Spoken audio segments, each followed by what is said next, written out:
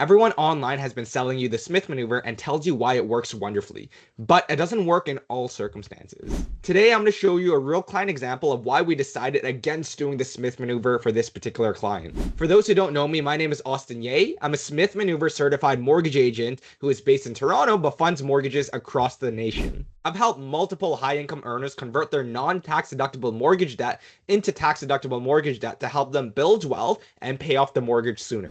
And so when I tell you I turn the client away from doing this strategy, it isn't just for content, it's for actual reasons which we're going to break down in this video. Quick recap for anyone who's new here. Your primary residence mortgage in Canada is oftentimes not tax deductible, meaning you cannot write off the interest for your mortgage. However, there's a rule that allows for investment loans to be tax deductible, and you can create an investment loan out of your primary residence mortgage. It involves what's called a readvanceable mortgage. Basically, what that is that as you continue to pay down your mortgage, you'll have a home equity line of credit that opens up and gets bigger and bigger and bigger based on how much mortgage pay down you make on your home. To create the home equity line of credit into an investable loan, you basically pull money out of it and invest it into income generating assets. The goal of the Smith maneuver is not to pay down your debt as quickly as possible.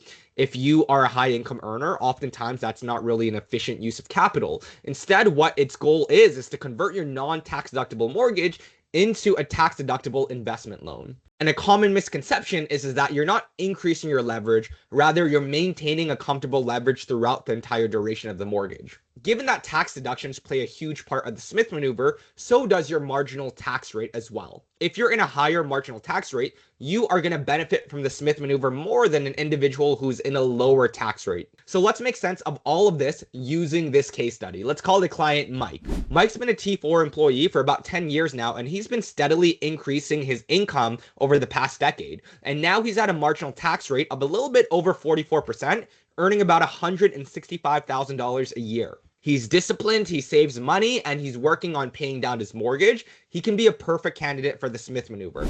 But once we had our conversation, I quickly understood why it would not work for him. So let's run Mike's numbers on a high level. So we can see here the marginal tax rate is 44.97%. We're going to assume a 7% rate of return over the long term, assuming Mike invested into a diversified equities portfolio like the S&P 500 or a global diversified portfolio. Seems pretty reasonable for most people. And again, this is reflective on long-term returns. Even the 7% can be quite conservative. We're going to say that his interest rate on his mortgage is about 4%. That's about 25 years remaining to pay off his mortgage. And the balance is about $500,000. So his mortgage payment is $2,630. If he was to implement the Smith maneuver on his current situation, this is how it would look like. As we can see, this green line is his regular mortgage. It takes about 25 years to pay off. This blue line is your non-deductible debt, aka your mortgage if you were to implement the Smith maneuver, take the tax refunds you get from it, and use it to pay down your mortgage itself. So as you can see, it accelerates over time.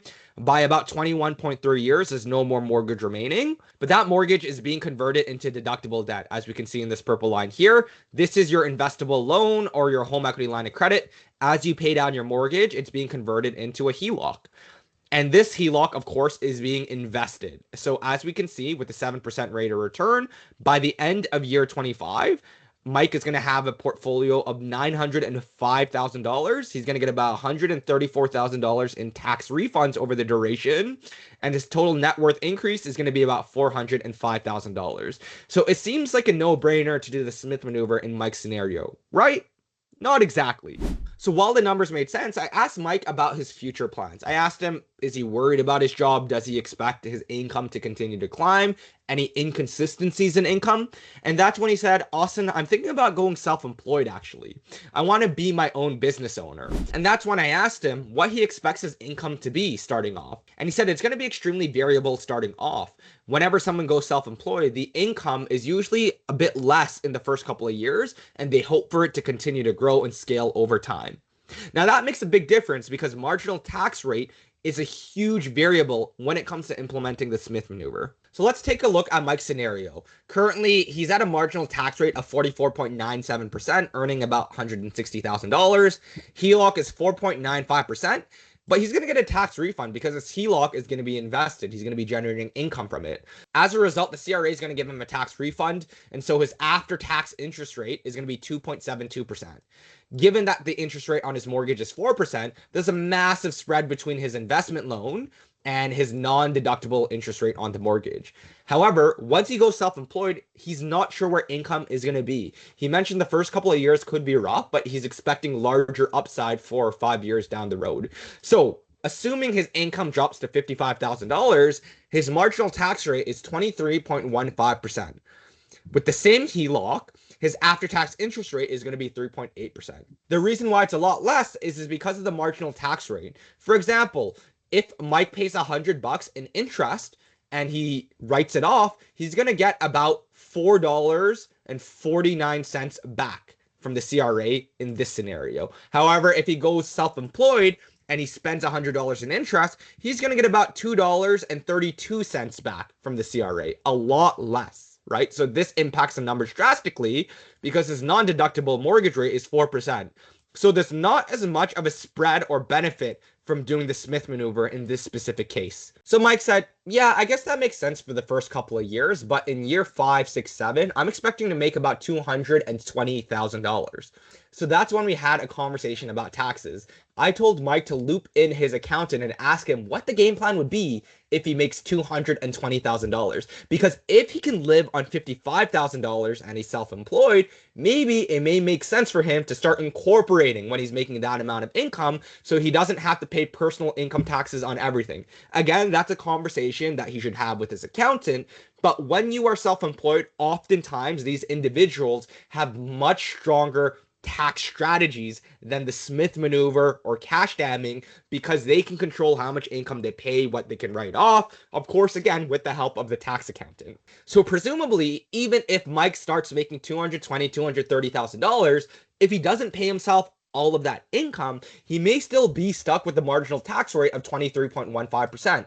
And for Mike, it is about optimizing taxes. So then Mike said, you know what? That makes sense. I'm definitely going to speak to my accountant, but I don't want to pay 44, 45, or 50% in taxes. I want to minimize it. And I am a pretty frugal individual. I don't expect myself to need $100,000 to live off of. So knowing all of that, it could be very feasible that Mike's marginal tax rate ends up being 23 to 30% over the long term.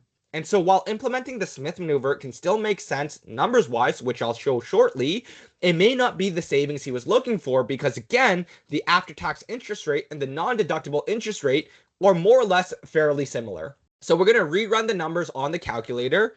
If I change this to his 23.15% marginal tax rate, we can see how the numbers change. Of course, the net worth gain goes down dramatically, but let's re-explain what happened here. So as per usual, the mortgage is going to take 25 years to pay off. If you do the Smith maneuver, you're able to debt convert in 23 years. So the conversion timeline takes longer because the tax refunds are a lot smaller. It gets turned into an investment loan as we see here. And then as we can see, the investment portfolio still continues to grow because it's still compounding at 7%. Basically, most of the returns are coming from arbitrage. What that means is the investment returns 7%. The cost of the interest rate may be 3.8%. Of course, you're going to see greater gains because your investment returns are higher than the cost of borrowing the debt. However, again, solely from a mortgage point of view, the gap between the after-tax rate and his non-deductible rate, not substantial savings there. We can see it reflected in the tax savings. Over 25 years, he's going to get about $65,000 in tax refunds, which is still significant, but not as much as if we were to do it if he was self-employed making $160,000. So the tax refunds are about $65,000, which is not a small amount, but definitely not as much as scenario 1 where he was T4 employed. His investment portfolio is going to be $791K, and his net worth increase will be about $291K. Okay. Of course, the results here are a lot less than the previous example we went through. And I need to stress out that while the numbers can still make sense doing this strategy, fundamentally, the reason you do this strategy changes.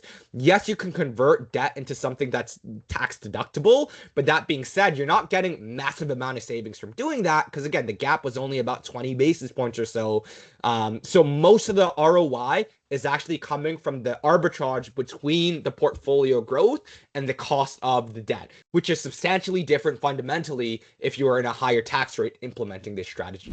So I want to be clear here. Just because you're self-employed, it doesn't mean that you can't do the Smith maneuver. As we just saw, the numbers make sense. Just the fundamentals change, and it requires a bit more planning about your future as well. The difference with Mike is that he is just entering self-employment. So there's a lot of uncertainties, there's a lot of variables out there that leave a question mark, and there's a lot of things that could change over the years. If you're self-employed with stable income over the past 3, 4, 5 years, it's much easier to project out the Smith maneuver in your particular case. Also, it may be worthwhile for you to do the cash damming strategy altogether to allow you to pay down your debt even quicker and convert your mortgage into tax deductible debt a lot sooner as well. That's for another video though. So what I told Mike is that the Smith maneuver may not be the greatest fit at this point in your life because of all of the variables. I would wait to have your income and your situation for the self-employment side sorted out, figure out if you're going to incorporate or what you're going to do on that side, because those strategies would generally be more tax efficient. Again, speak it over with his accountant, and he agreed with that plan. That being said, if he does decide to remain self-employed, report a lot more income on his side and not incorporate, it opens the opportunity for the Smith maneuver, but also cash damming as well, which again, we'll chat about in another video. So as we can see, there are multiple variables that impact the Smith maneuver. So if you're a high income earner looking at implementing this strategy, feel free to book a free strategy call with me so we can go over how the numbers look in your specific case and if it could be the right fit for you or maybe not. And make sure to like the video, comment, subscribe, share, so you can keep up to date with all of our future videos as well. Appreciate you guys watching and catch you in the next one. This content is for general informational purposes only, and it's not financial, tax, or legal advice. While I am a licensed mortgage agent, I'm not your mortgage agent, and nothing here creates a client relationship. Everyone's situation is different, so please qualify and consult a professional before making any decision. If you'd like to talk through your specific scenario, book a call and I'll help connect you with the right professionals.